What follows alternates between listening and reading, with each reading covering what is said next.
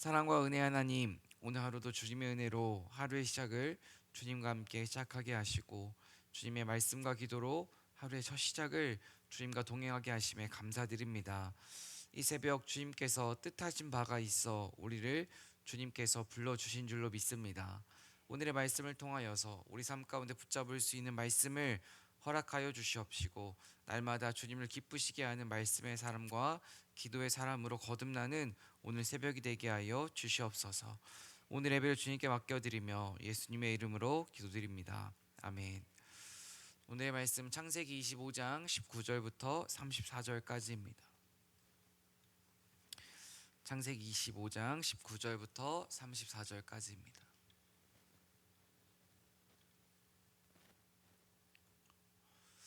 오늘 말씀을 다 함께 합독하도록 하겠습니다. 함께 합독하겠습니다. 아브라함의 아들 이삭의 족보는 이러하니라. 아브라함이 이삭을 낳았고 이삭은 40세에 리브가를 맞이하여 아내를 삼았으니 리브가는 밧단 아람의 아람 족속 중 부두엘의 딸이요 아람 족속 중 라반의 누이였더라. 이삭이 그의 아내가 임신하지 못하므로 그를 위하여 여호와께 간구하매 여호와께서 그의 간구를 들으셨으므로 그의 아내 리브가가 임신하였더니 그 아들들이 그의 태 속에서 서로 싸우는지라. 그가 이르되 이럴 경우에는 내가 어찌할꼬 하고 가서 여호와께 묻자온대 여호와께서 그에게 이르시되 두 국민이 내 태중에 있구나. 두 민족이 내 복중에서부터 나누이리라. 이 족속이 저 족속보다 강하겠고 큰 자가 어린 자를 섬기리라 하셨더라. 그 해산 기한이 찬즉 태에 쌍둥이가 있었는데 먼저 나온 자는 붉고 전신이 털옷 같아서 이름을 에서라 하였고 후에 나오는 손으로 에서의 발꿈치를 잡았으므로 그 이름을 야곱이라 하였으며 리브가가 그들을 낳았을 때 이삭이 60세였더라. 그 아이들이 장성함에 에서는 익숙한 사냥꾼이었으므로 들 사람이 되고 야곱은 조용한 사람이었으므로 장막에 거주하니 이삭은 에서가 사냥한 고기를 좋아하므로 그를 사랑하고 리브가는 야곱을 사랑하였더라. 야곱이 죽을 쑤었더니 에서가 들에서 돌아와서 심히 피곤하여 야곱에게 이르되 내가 피곤하니 그 붉은 것을 내가 먹게 하게 하는지라. 그러므로 에서의 별명은 에돔이더라. 야곱이 이르되 형의 장자의 명분을 오늘 내게 팔라. 에서가 이르되 내가 죽게 되었으니 이 장자의 명분이 내게 무엇이 유익하리요. 야곱이 이르되 오늘 내게 맹세하라. 에서가 맹세하고 장자의 명분을 야곱에게 판지라. 야곱이 떡과 팥죽을 에서에게 주매 에서가 먹으며 마시고 일어나 갔으니 에서가 장자의 명분을 가볍게 여김이었더라. 아멘. 주님의 은총과 평화가 수요일 새벽 저와 여러분 가운데 가득하길 소망합니다. 세상의 격언 가운데 이런 격언이 있습니다. 세상에서 가장 무서운 사람은 누구냐? 바로 책 한 권만 읽은 사람이 가장 무섭다는 말이 있습니다. 책 한 권만 읽은 사람이 가장 무섭다는 이유는 내가 아는 게 많지 않은데 내가 알고 있는 그 책 한 권의 내용을 가지고 모든 사람과 세상을 또 지식들을 바라보고 판단하기 때문입니다. 내가 아는 것이 전부라 생각하는 그 사람은 특징이 있습니다. 어떠한 특징이 있냐면 언제나 내 생각, 내 기분, 내 감정이 가장 중요합니다.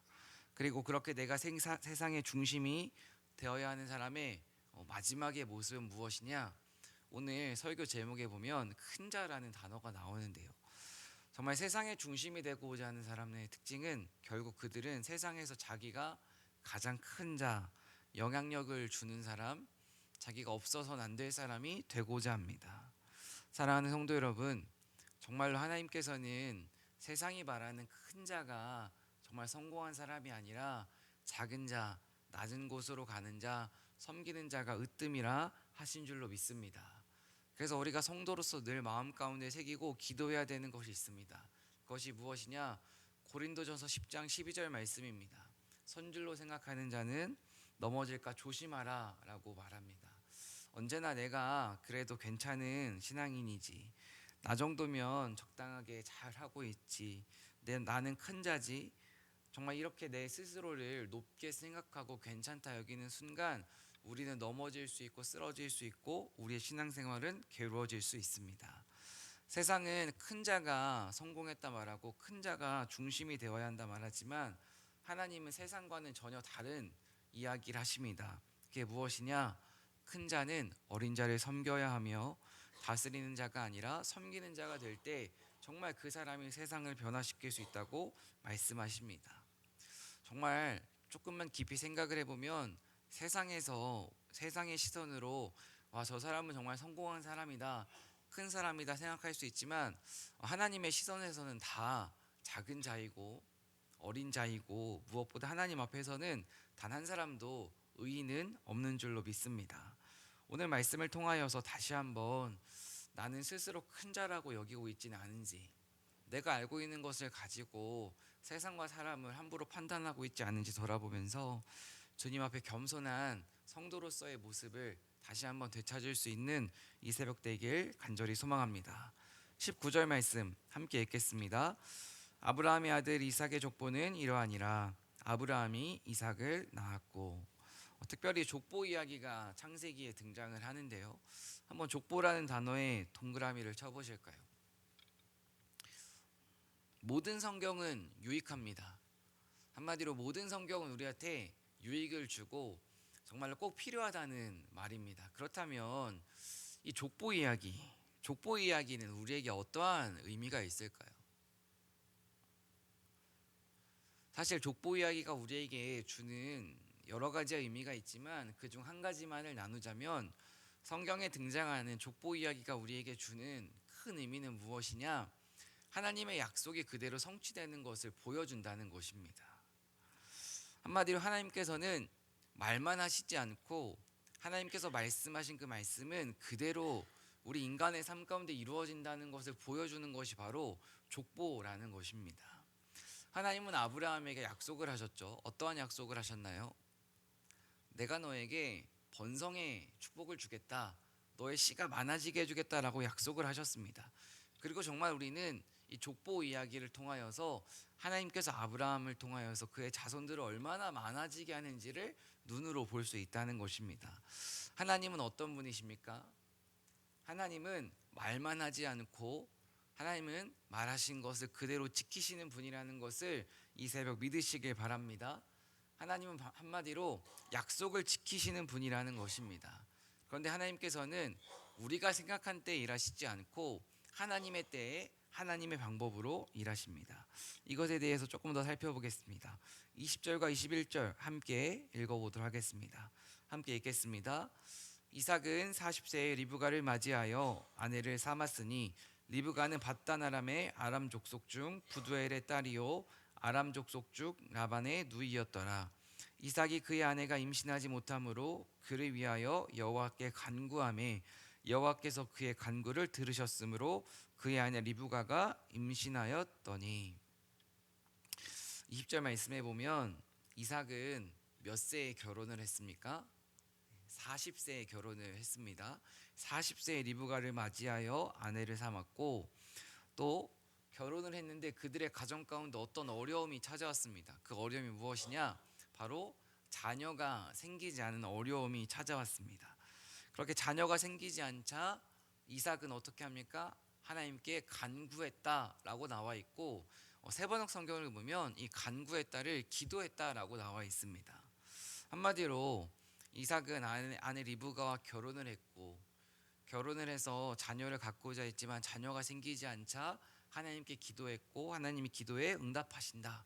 이게 오늘 우리가 살펴본 내용입니다. 그런데 몇 년 만에 응답을 하셨냐면 이제 우리가 하나님께서 몇 년 만에 응답을 하셨냐면 26절을 보면 뭐라고 나와 있냐면 60세에 출산했다고 합니다. 그러면 결혼해서 자녀를 갖기까지 20년이라는 시간이 걸렸습니다. 우리가 오늘 함께 살펴본 성경은 이 결혼해서 자녀를 낳기까지를 6줄 정도로 압축해서 그 20년의 세월을 말해주고 있는데 그 20년의 세월 동안 이 성경 말씀에 기록되어 있지 않은 그 이삭과 리브가의 마음 가운데 얼마나 많은 슬픔과 아픔과 괴로움이 담겨 있었을까요? 성경은 짧게 말하지만 아마 그들의 인생 가운데 20년의 시간은 정말 힘들고 어렵고 두려운 시간이었으리라 생각을 합니다. 특별히 고대 사회 가운데에서 아내가 임신을 하지 못한다는 것은 버림받아 마땅한 존재였습니다. 사람 취급을 받지 못할 정도로 정말로 사람들에게 손가락질을 받은 존재가 바로 아내로서 임신하지 못하는 것이었습니다. 아마 이삭의 아내 리브가는 그러한 수치를 겪으면서 또 이삭은 곁에서 그러한 것들을 지켜보면서 참 괴로웠으리라 생각을 합니다. 그런데 우리가 창세기 아브라함과 이삭 그리고 요셉 앞으로도 살펴보겠지만 이 창세기의 말씀을 통하여 하나님께서 반복해서 알려주시는 믿음의 정의가 있습니다. 그것이 무엇이냐? 바로 믿음은 기다림이라는 것입니다. 사실 믿음의 동의어는 기다림이라고 생각을 해볼 수가 있습니다.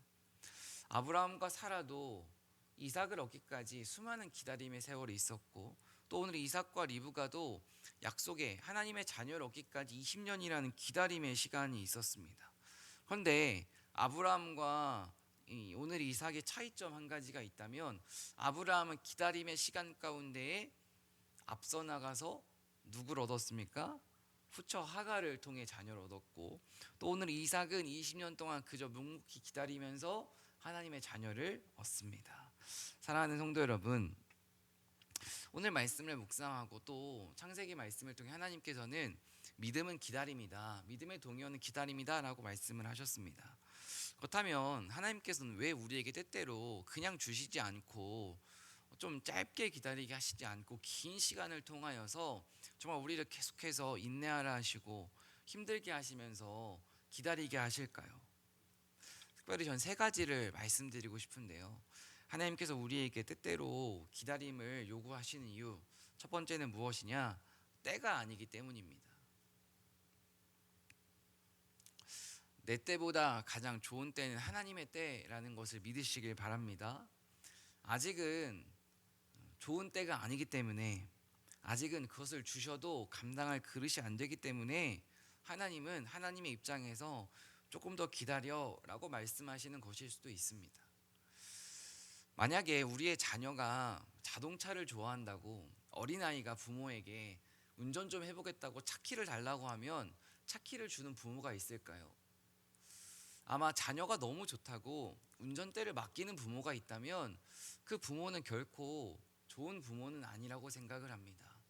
왜냐하면 아직 아이들은 운전을 해서는 안 됩니다. 아이가 운전을 하기 위해서는 성인이 되어야 됩니다. 그때까지는 아무리 자녀가 운전을 하고 싶다고 해도 기다리라고 말해줄 수 있어야 됩니다. 하나님의 입장에서도 마찬가지입니다. 아직은 좋은 때가 아니기 때문에 기다리라 말씀하시는 것일 수도 있습니다. 그 두 번째로 하나님께서 기다리라고 말씀하시는 이유는 우리의 동기가 잘못되었기 때문입니다. 야고보서 4장 3절 말씀을 보면 우리가 구해도 받지 못하는 이유가 무엇이냐? 정욕으로 구하기 때문이라고 합니다. 한마디로 우리가 하나님께 구하는 동기, 우리가 하나님께 간절히 나아가는 동기가 무엇이냐? 내 욕심, 내 뜻, 내 야망 때문이라는 것입니다. 내 뜻과 내 욕심, 세상의 가치관 그대로 하나님께 간절히 구하는 것은 하나님께서 주시지 않을 수 있습니다. 그리고 마지막 세 번째는 하나님의 뜻이 아니기 때문입니다. 하나님은 우리 각자마다 우리를 통하여서 일하시고자 하는 하나님의 뜻이 있으십니다. 내가 간절히 구해도 하나님께서 계속해서 주시지 않는다? 그러면 우리는 하나님 앞에 이렇게 물어볼 수 있어야 됩니다. 하나님, 이게 정말 나에게 필요한 것일까요? 이게 정말 내가 간절히 원하는데 이게 정말 주님이 기뻐하시는 것일까요? 생각해보고 물어볼 수 있어야 한다는 것입니다. 만약 하나님께서 계속해서 주시지 않는다면 그것이 내 삶에 전혀 유익이 되지 않기 때문에, 하나님의 뜻이 아니기 때문에 하나님이 주시지 않는 것일 수도 있습니다. 오늘 왼쪽 매일성경 해설에 보면 이러한 문장이 있습니다. 응답되지 않은 기도 때문에 이삭처럼 기도하는 것이 복일 수도 있습니다.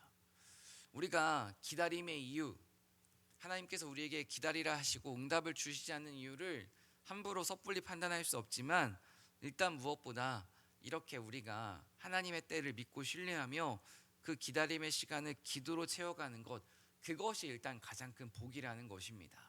이 새벽 우리는 주님의 은혜로, 주님을 향한 믿음으로 이 새벽 우리가 간절히 구해야 되는 것을 가지고 이 자리에 나온 줄로 믿습니다. 이것 자체가 은혜이고 복이라고 오늘 하나님께서 말씀하시는 것입니다. 사랑하는 성도 여러분, 이 기도의 자리를 포기하지 않고 앞으로도 주님 앞에 함께 나아갈 수 있는 아름다운 성원교회가 되기를 간절히 소망합니다. 이삭과 리브가는 이제 20년이라는 그 세월을 통하여서 하나님과 깊이 씨름했을 것입니다. 간절히 기도했습니다. 그러면서 그들의 성품과 신앙과 삶의 모든 영역이 하나님의 손 안에서 아름답게 다듬어졌을 것입니다. 우리 또한 이 기다림의 시간을 통해서 하나님께서 아름답게 우리의 삶을 다듬어 가실 것을 기대하시길 바랍니다. 특별히 기다림의 시간은 쉽지 않습니다. 하지만 하나님은 오늘 말씀을 통하여서 믿고 인내하며 기다리는 자에게 반드시 주신다고 하셨습니다. 이것에 대해 이제 묵상을 하면서 특별히 우리의 삶에 있어서 우리가 오랜 시간 간절히 기도하며 기다리는 문제가 무엇이 있을까 생각을 해보았습니다. 특별히 수많은 성도님들이 간절히 주님 앞에 기도하면서 오랜 시간 기다리는 것들이 아마 영혼 구원 문제이지 않을까 생각을 해보았습니다. 남편과 또 아내의 신앙, 또 자녀들의 믿음, 또 우리의 연약한 육신에 대한 것들, 이러한 문제가 정말 우리가 주님 앞에 오랜 시간 기도하며 간절히 기다리는 기도 제목들이죠. 사랑하는 성도 여러분, 인내한다는 것은 그냥 무작정 기다리는 것은 아닙니다. 하나님께서 이루실 것을, 그 말씀을 신뢰하면서 기도로 채우는 것이 그 인내의 시간입니다. 이 새벽 다시 한번 지치셨다면 주님의 은혜를 힘입어서 포기하지 마시고 우리가 오랜 시간 기도한 그 기도 제목을 위해 다시 한번 열심을 낼 수 있는 이 새벽 되길 소망합니다. 22절 함께 읽겠습니다. 그 아들들이 그의 태 속에서 서로 싸우는지라 그가 이르되 이럴 경우엔 내가 어찌할꼬 하고 가서 여호와께 묻자온대. 이제 뱃속에서 아이가 싸우니까 리브가는 그 싸우는 문제를 보고 어떠한 행동을 하냐면 내가 어찌할꼬까지는 어떠한 문제가 찾아왔을 때 우리가 할 수 있는 반응입니다. 어떠한 문제가 생기면 나 어떡하지? 나 진짜 큰일 났네 이렇게 하는데 리브가는 여기서 이제 믿음의 행동을 합니다. 그것이 무엇이냐? 바로 여호와께 묻자온대입니다. 이삭과 리브가의 공통점이 있습니다. 이 부부는 참 남편도 그렇고 아내도 그렇고 문제가 생기면 즉시 주님 앞에 기도합니다. 즉시 주님께 물어봅니다. 이것을 통해 우리 삶에 적용을 해보면 우리는 문제가 생겼을 때 즉시 누구에게 물어봅니까? 세상을 의지합니까? 사람을 의지합니까? 아니면 하나님께 나아갑니까? 제가 예전에 청장년 사역을 하면서 신혼부부들에게 들었던 이야기 중에 인상 깊었던 이야기가 있습니다. 문제가 생기면 하나님께 기도를 해야 되는데 이제 인터넷에 맘카페라는 곳에 들어가서 아이를 어떻게 키워야 되는지를 하나님께 묻기보다 그 맘카페를 더 많이 의지하는 본인들의 모습을 회개했던 내용들이 마음에 잊혀지지 않고 여전히 기억에 남아 있습니다. 우리 또한 그러지 않습니까? 문제가 생기면 하나님 제가 어떻게 해야 될까요? 라고 묻기보다 내가 의지하는 세상, 사람, 또 어떠한 활동하는 클럽 이런 데를 찾아가서 내가 어찌해야 될까요? 제가 지금 이러한 문제가 있는데 어떻게 해야 될까요? 의지하고 있지는 않습니까? 이삭과 리브가는 문제 앞에서 즉시 하나님께 기도합니다. 이 즉시 기도하는 모습을 묵상하면서 나의 신앙, 제 자신의 신앙의 모습 가운데에는 이들처럼 즉시 기도하기보다 아직도 머뭇거리고 주저하며 기웃거리는 그러한 모습들이 떠올랐습니다. 사랑하는 성도 여러분, 고난 앞에서 승리할 수 있는 비결은 머뭇거리지 않고 세상에 기웃거리지 않고 주저하지 않고 즉시 주님께 나아가는 것인 줄로 믿습니다. 23절 함께 읽겠습니다. 여호와께서 그에게 이르시되 두 국민이 내 태중에 있구나. 두 민족이 내 복중에서부터 나누이리라. 이 족속이 저 족속보다 강하겠고 큰 자가 어린 자를 섬기리라 하셨더라. 23절 말씀을 보면 여호와께서 그에게 이르시되, 하나님은 어떤 분이십니까? 하나님은 기도에 응답하시는 분입니다. 응답하시는 것뿐만이 아니라 친절하게 앞으로 일어날 일들을 다 알려주시는 분입니다. 특별히 하나님께서는 너의 뱃속에 두 국민 쌍둥이가 있다고 하시면서 두 국민, 두 민족이라고 말씀하시면서 특별히 이 갈등, 이제 하나가 아니라 두 국민과 두 민족이라는 것을 말씀하시면서 앞으로 이 형제의 삶에 일어날 갈등을 예견하십니다. 특별히 이제 이 두 형제가 뱃속에서 싸운다라고 우리가 살펴보았는데요. 이 싸운다는 것은 이제 억누르고 압제한다는 의미가 담겨 있습니다. 그런데 우리는 이 두 형제가 뱃속에서부터 싸우고 갈등하는 것을 보면서 이 두 형제가 사이가 안 좋구나 이렇게 생각하기보다 이것을 우리의 삶의 모습으로 확장시켜 보셔야 됩니다. 한마디로 세상의 모습을 생각해 보셔야 됩니다. 세상을 살펴보면 전쟁이 일어나죠. 또 나라와 나라 간의 전쟁이 있지만 이 우리 나라 안에서도 국민과 국민끼리의 갈등도 있습니다. 또 가정에 들어가 봐도 형제와 형제끼리의 갈등도 있고요. 교회 안에서도 성도와 성도 간의 갈등도 있습니다. 인간이 늘 마주하는 문제는 이 갈등과 싸움과 전쟁이죠. 그럼 왜 갈등하고 전쟁하고 싸울까요? 그 이유를 우리가 생각을 깊이 해보아야 됩니다. 왜 사랑하지 못하고, 왜 갈등하고, 왜 우리는 편을 나누고, 왜 끊임없이 전쟁을 할까요? 일단 첫 번째 근본적인 이유는 인간의 죄성 때문입니다. 인간의 본성에 선한 것이 없기 때문에 인간은 싸울 수밖에 없습니다. 그리고 두 번째는 무엇이냐? 자기중심성. 죄로 인한 열매는 자기중심성인데 나 중심적으로 살아가서 결국 내가 높아지고 내 영향력을 나타내고자 하는 그 인간의 이기심, 악한 본성 때문에 전쟁도 일으키고 싸우기도 하고 다투기도 하는 것입니다. 사랑하는 성도 여러분, 세상은 싸움을 통하여서 내 영역을 확장하고 내 이름을 떨쳐내는 것이 성공이라고 말합니다. 그런데 하나님께서는 싸움을 통해서 너희의 땅을 넓히고 영역을 넓히는 게 성공이 아니라 형이 동생을 섬기는 자, 한마디로 작은 자, 겸손한 자, 섬기는 자가 으뜸이라고 말씀하시는 분인 줄로 믿습니다. 우리가 정말로 이 세상을 살아가면서 내 힘을 앞세우며 무엇을 하려고 하기보다 정말로 내 힘을 주님 앞에 내려놓고 주님, 저는 작은 자입니다. 저는 연약한 자입니다. 주님의 도우심 없이는 살 수 없는 사람입니다. 라고 주님의 은혜를 구하며 겸손하게 살아갈 수 있는 작은 자를 정말 자처하며 이 세상을 지혜롭게 살아갈 수 있는 저와 여러분 되길 간절히 소망합니다. 24절과 28절 말씀을 보면 특별히 이삭과 리브가의 그 가정의 모습이 등장을 하죠. 28절 말씀을 한번 함께 읽어보도록 하겠습니다. 함께 읽겠습니다. 이삭은 에서가 사냥한 고기를 좋아하므로 그를 사랑하고 리브가는 야곱을 사랑하였더라. 네. 특별히 이삭은 에서가 사냥한 고기를 좋아하고 그래서 그를 더 사랑하고 이제 어머니는 둘째 야곱을 더 사랑했다.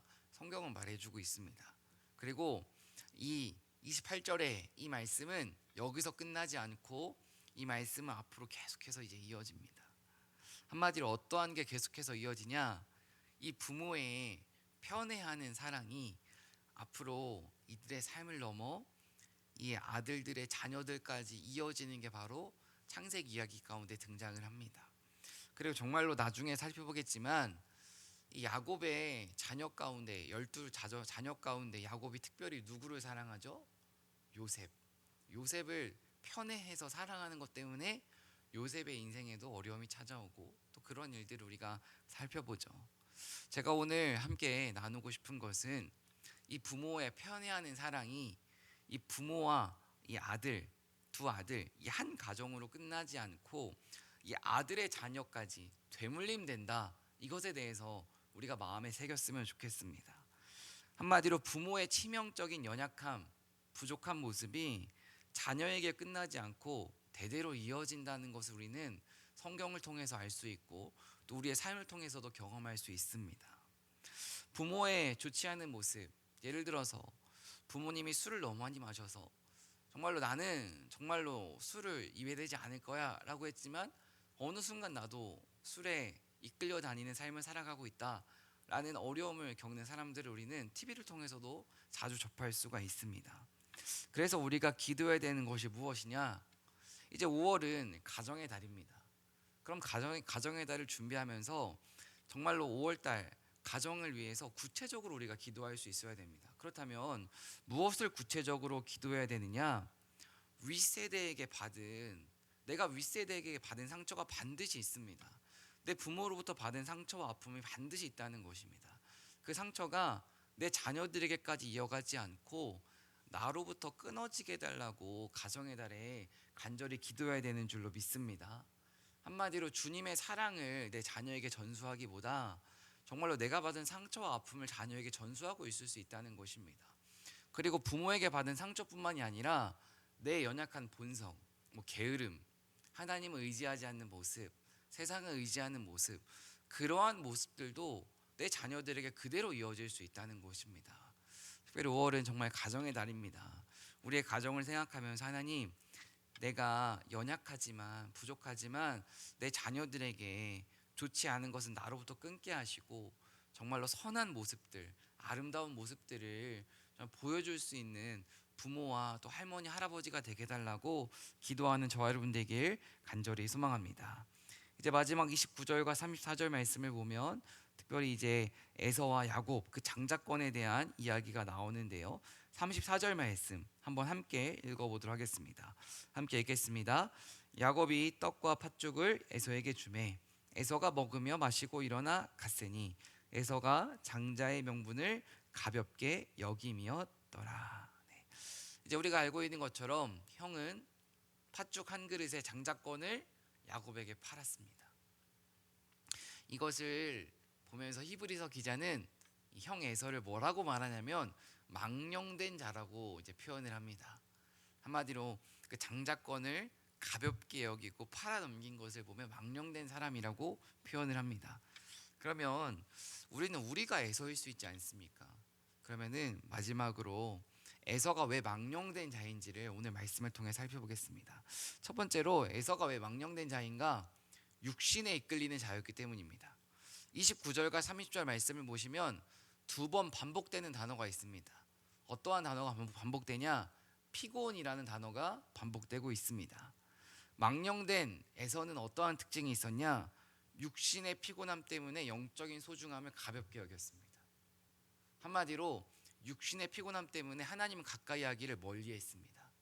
내가 졸린 것, 내가 피곤한 것, 내가 하고 싶은 것, 인간의 본성 따라 살아가고자 하면서 하나님을 가볍게 여겼다는 것입니다. 우리에게 적용해 보면 내 육신의 피곤함, 내 육신의 게으름 때문에 하나님 가까이 하기를 힘쓰지 않고 있다면 우리 또한 망령된 자일 수 있다는 것입니다. 두 번째로 왜 에서는 망령된 자인가? 미래보다 현재만을 중요하게 생각했습니다. 한마디로 지금 행복이 가장 중요했기 때문에 성경은 그를 향하여서 망령된 사람이라고 말을 합니다.